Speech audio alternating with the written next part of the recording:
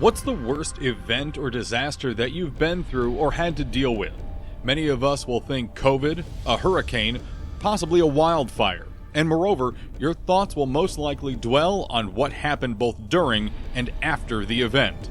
The methods in which we handle trauma in the moment is a testament to our character and personal strength, with the aftermath and how we move on a reflection of our mental and emotional fortitude, as well as many times a show of our compassion for others. One of the major components of how we deal with traumatic or serious events after the fact is a study and understanding of how it happened, with a focus on preventing it from happening again or learning how to suppress the impact of future events. While this may seem melodramatic to think about when discussing an MMORPG, there was a time once where a virulent blood plague ran so rampant throughout World of Warcraft servers that GMs had to act as containment specialists, and it was so disastrous that infectious disease experts have since studied it for the purposes of mitigating possible future disasters in the real world. Welcome to Ancient Lore, a discussion series where we peel back the layers of history to examine, understand, and discuss where we came from in the World of Warcraft. Today's topic is Hakkar's Corrupted Blood Incident. And as always, if you have any comments or questions, feel free to leave them in the comments section below or connect with me on my Discord. Quick parameters before we dive deep into this legendary incident that left a digital world stunned and reeling.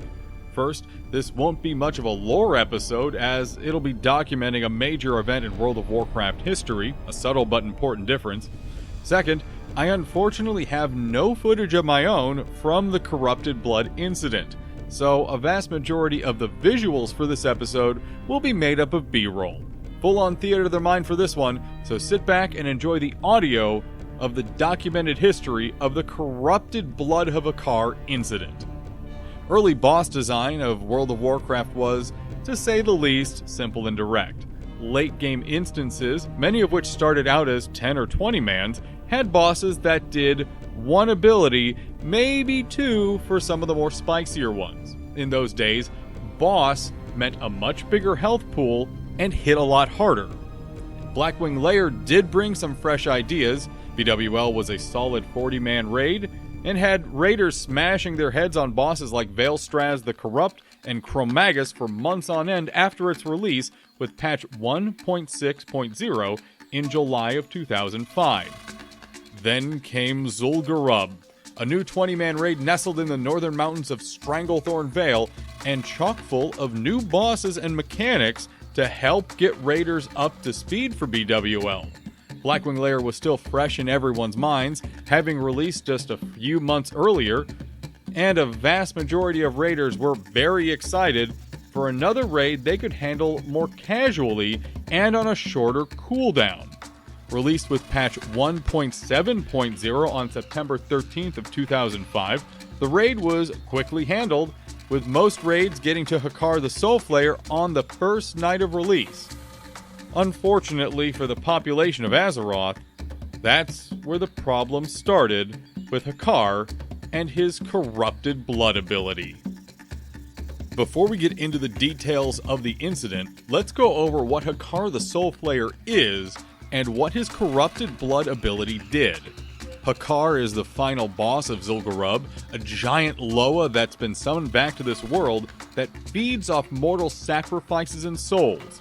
One of his primary mechanics is that every minute, he'll stun everyone and drain the life from them, healing him immensely and damaging players. The way you counter this is by having the Corrupted Blood debuff. Every so often, Hakkar will cast Corrupted Blood on a player, which will deal damage over 10 seconds and then spread to all nearby friendly targets, players, NPCs, pets, etc. If a player has Corrupted Blood when the drain life goes off, instead of having their life siphoned, they'll instead have the Corrupted Blood debuff removed, and Hakkar will be damaged by his own hubris, I mean his Corrupted Blood. In this way, Corrupted Blood is designed to spread as aggressively and quickly as possible throughout the raid, so players can counter Hakkar's life drain. Normally, when Hakkar is killed, a trigger will occur in the raid, which removes corrupted blood from all players, as only paladins were capable of removing it otherwise. While, in theory, this works just fine, in practice, two problems arose almost immediately. The first, pets could also be afflicted by corrupted blood, and if they were dismissed during the Hakkar fight to prevent them from taking damage, they would still have corrupted blood on them whenever they were resummoned, no matter where that was or when it was. It was a very common tactic back then, too, if you saw your pet taking a lot of damage, to dismiss them so you didn't lose happiness with them. So almost immediately, this became a huge problem. The other complication arose from possible bad actors, which is something that is gonna come up again later on in this piece. If, while having the corrupted blood debuff, a player left the raid in some way, they would still have the debuff for its full duration, up to 10 seconds. So, if a player used their Hearthstone or had a mage teleport them while they still had corrupted blood, wherever they go, they would inflict the debuff on all of those folks around them. Both of these rely on a specific game mechanic issue, mentioned briefly a few minutes ago, which was that corrupted blood wasn't restricted to only targeting other players that are in the same raid group. It targeted any friendly target in range, and it didn't have a limit on the amount of targets that it could hit. It was specifically designed to be as virulent as absolutely possible, to make sure the raid could spread it as fast as it could when it needed to. No matter the vector, as soon as it got out of Zul'Gurub, there was no putting it back, and it spread like wildfire. At first, a lot of players were confused and disoriented as to what was happening. Why were they taking damage? Was something attacking them they couldn't see or target? It's important to remember that this was September of 2005.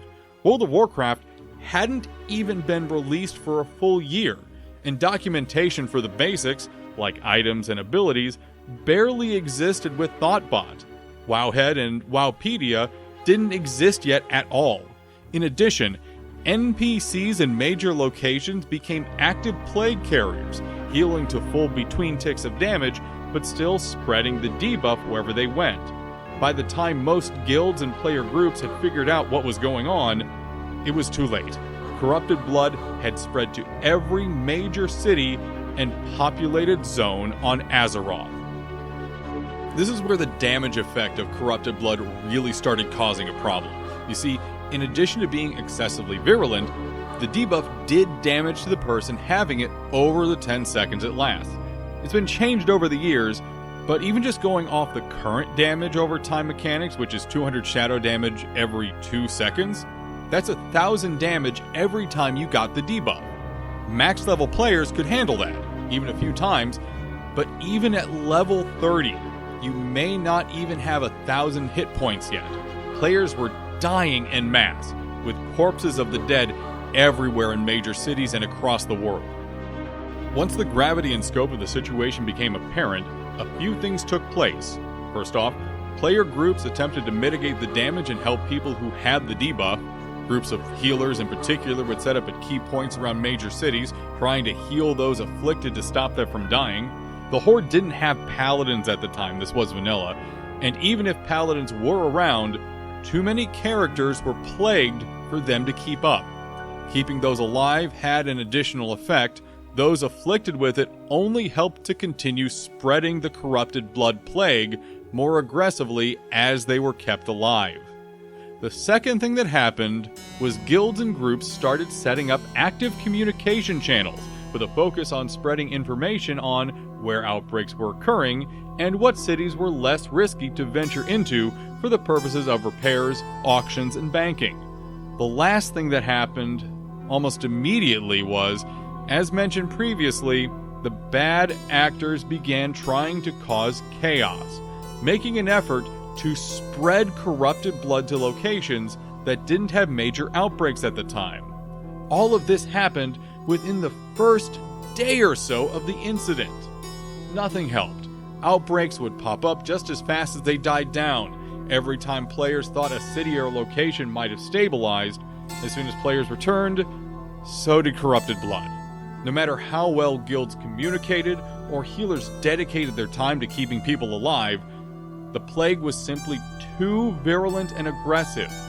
After a few days of this back and forth, with player deaths continuing to skyrocket, game masters stepped in to try and mitigate the issue, with Blizzard itself releasing a statement on the 16th saying they knew corrupted blood was a problem and they were working on a fix as fast as humanly possible.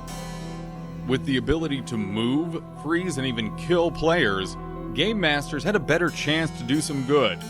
It took a bit for them to figure out how to do that good, but eventually, GMs began setting up quarantine zones in major cities and populated areas. This did legitimately help, at least at first, giving players time and breathing room. Once again, however, bad actors and their efforts made all the hard work that players and GMs alike put in amount to nearly nothing, as players would get their pets plagued, then dismiss them until they were inside quarantine zones. The players would then actively spread the corrupted blood debuff from their pets as soon as they were in range of other players. There was little that could be done to stem the tide of death, even as days turned into nearly 2 weeks of this constant back and forth against a plague designed to be as aggressively spread as possible. On October 8th, 3 weeks after the corrupted blood plague had begun, and after multiple series of hard resets of the world servers and hotfixes, Blizzard implemented a patch for corrupted blood that made it so it couldn't target pets in any way. Later on, in patch 1.9.3 on February 7, 2006, corrupted blood was changed to not spread at all, instead doing direct damage on hit in addition to the damage over time component. These changes ended the threat of corrupted blood, but it's not the end of the impact it had on the world. There's an incredible postscript to this story. Sometime after the corrupted blood incident, the Center for Disease Control here in the United States contacted Blizzard, looking for any relevant data they might have on the incident. It turns out, researchers were very interested in the specifics of what happened during the incident, and how players acted and reacted to it.